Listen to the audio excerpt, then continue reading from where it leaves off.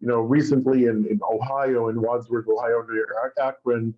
there were some neo-Nazis who descended on a drag story hour held in a public park where there were about 15 children and their parents assembled, and you had hundreds of neo-Nazis with swastikas and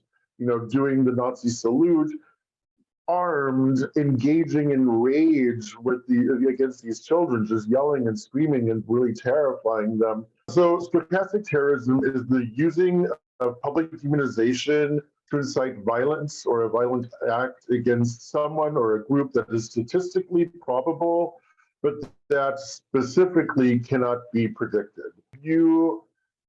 are someone who has a social media account that knows that people who follow that person don't care for the LGBTQ community. Then what the person who runs that account will do is just focus a bunch of stories on drag queens with kids and paint those in a light that is negative and unfavorable. Eventually, they know, because they know who follows them, that someone could probably commit an act of violence against an event where drag queens are, or where a drag story hour is occurring. And ultimately, when that attack does happen, the specific day and time and who did it wasn't predictable, but it was pretty much understandable that this kind of an event would occur. Someone who is engaging in stochastic terrorism would use,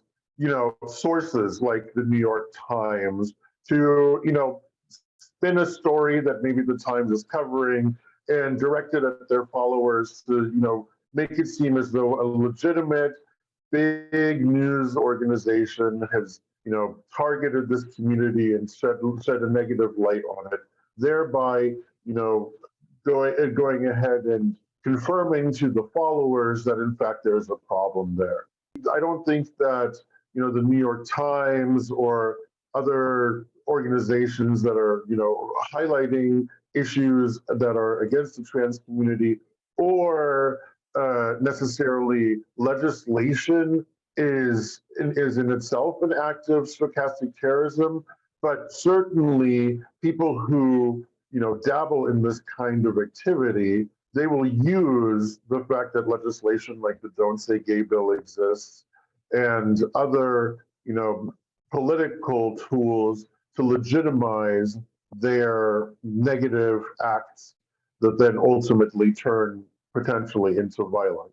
So it doesn't necessarily have to be specifically online, right? So there's an account, Libs of TikTok,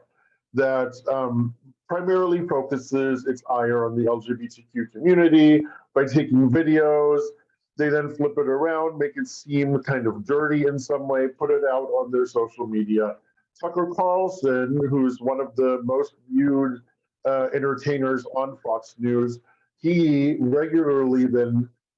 perpetuates that information, amplifies it. At other times, he will be the originator of a message that highlights a particular component of the LGBTQ community. And in turn, that video that he has created on his Fox News show will find itself online with people who engage in this kind of activity.